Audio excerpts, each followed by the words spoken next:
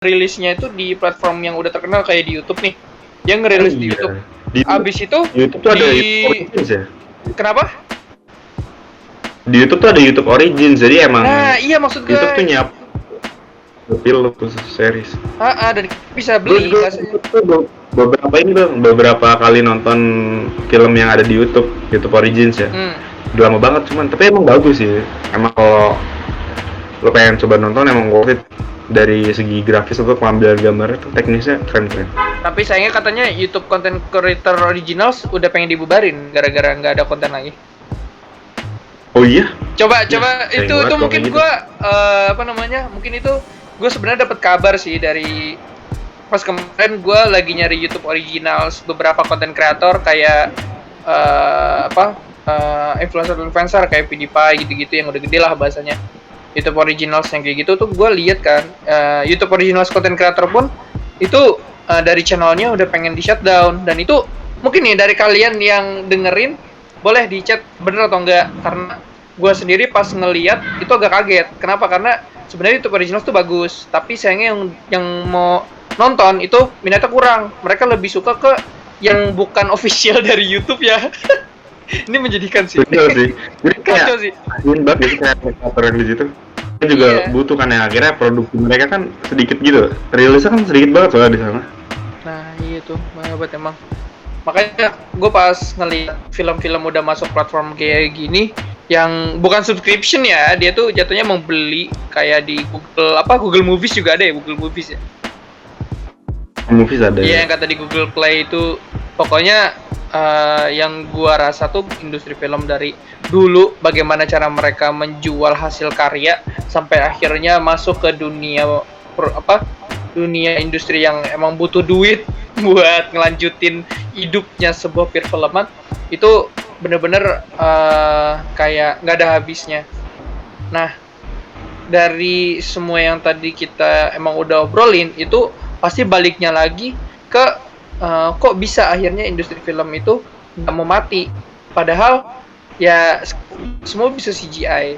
Tapi ada orang-orang kayak Christopher Nolan yang tadi baru kita bahas, dia nggak mau nggak mau CGI terlalu di overuse.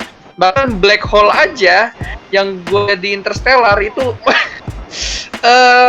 mendekati realita, gue kurang tahu karena gue bukan saintis astronomi. Nah, gue juga itu sampai dia akhirnya bisa merekreasi kayak membuat penonton percaya kalau black hole itu yang kayak gue bikin di film ini gitu loh. Yeah. Itu gue kaget sih, kayak tujuan film dulu yang kata mereka pengen merubah dan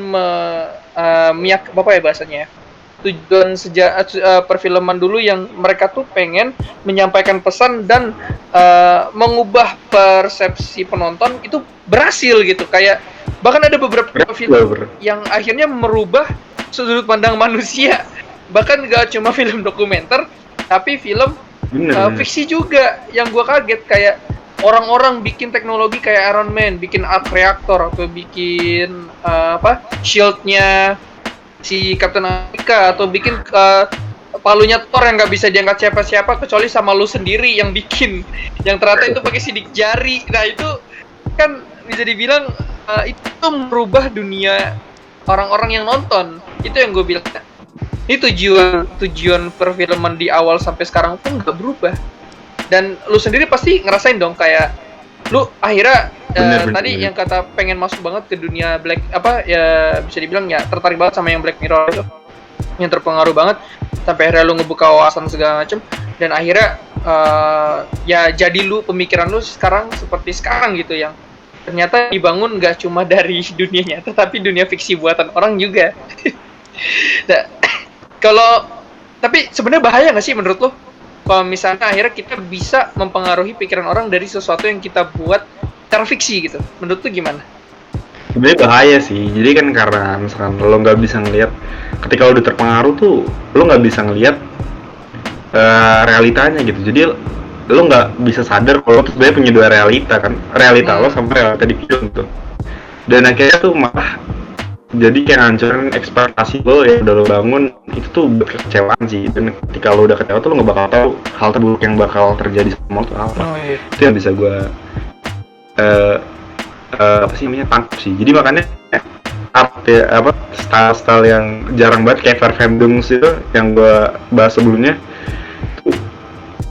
Jarang ada orang yang pakai gitu buat ngedirect sebuah film di zaman sekarang. Tapi kalau ada dari kalian yang ya tau lah apa sih namanya film-film yang style kayak gitu bisa kasih tau kayak gua di komen ya bang. Oke.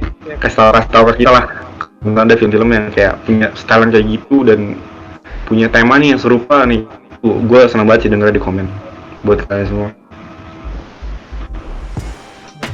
Ya, kalian tonton terus apa yang bakal pantengin sosial media animatografi karena kita bakal bahas banyak sekali bahasan-bahasan yang belum kita bisa dibilang selesaikan lah. Mungkin kita bisa ketemu lagi sama Bang Eka lagi ya, Bang Eka ya.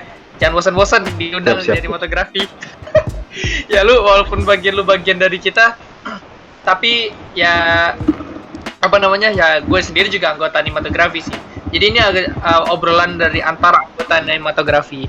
Dan kalau misalnya dari kalian nih ya yang tertarik nih, mau kalian orang luar atau mau kalian anak animatografi juga atau kalian bahkan anak film, itu silakan kalian hubungi kita di DM animatografi, siapa tahu tertarik. Karena di sini tuh gua sebagai apa bahasanya ya? Di sini gua sendiri Pierre nih di sini sebagai host itu pengen animatografi ini dikenal sama banyak orang. Terlebih di bagian podcast. Di sini kita nggak cuma belajar doang, tapi kita di sini juga ngobrolin dan ngobrolnya pasti seru dan nggak ada habisnya kayak tadi yang kata Mas Eka bilang ya. Benar. Dan gue juga terima kasih nih buat kayak para audiens semua yang udah ngedengerin. Kita apa sih bang? Dari awal sampai akhir. Semoga dari obrolan random ini adalah yang bisa diambil ya. Semoga ya. Semoga ada yang bisa diambil dan kalian yang tertarik sama film, jangan lupa kalau misalnya dunia film terus berkembang dan akhirnya ya mau nggak mau kita juga harus belajar terus tanpa henti. Ya emang baik lagi ke situ sih akhirnya. Gimana akhirnya kita bisa mendalami apa yang kita suka lah gitu. Oke. Kayaknya terima kasih juga nih Mas Eka yang udah mau datang di podcast sekarang. Dari lu ada nggak mungkin pesan sebelum kita tutup nih podcast di kesempatan kali ini? Pesan dari gue sih sebenarnya buat lo semua yang punya pikiran jangan dipendam, omongin aja. Udah sih kayak gitu. Mantap. Betul apa hubungannya sama perfilman nih? Ketawa sih lu. Kenapa? Kok tahu sih lu? Aduh. Ya udah. Kalau begitu kan, kenapa? Kita kan konteksnya lagi membahas kan, lagi berdiskusi kan.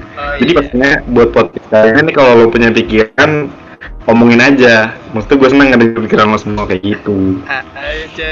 Ini kayak Mas Eka siapa tuh bisa jadi host animatografi juga nih. bisa. Ya udah gitu. Sampai ketemu berarti ya buat teman-teman semua para pendengar. Kita semua bakal boleh kalian cek di Instagram animatografi beberapa konten atau mungkin ya podcast selanjutnya, dan juga jangan lupa untuk subscribe, follow, dan juga like, dan jangan lupa share juga ke teman-teman kalian jika kalian mendapati kalau podcast ini menarik. Oke, mungkin cukup sekian. Terima kasih semuanya. Makasih juga Mas Eka. Kita akhiri saja. Saya Pierre dari divisi animasi animatografi dan juga sinematografi pamit undur diri. Assalamualaikum warahmatullahi wabarakatuh. Sampai jumpa di podcast selanjutnya, teman-teman semua.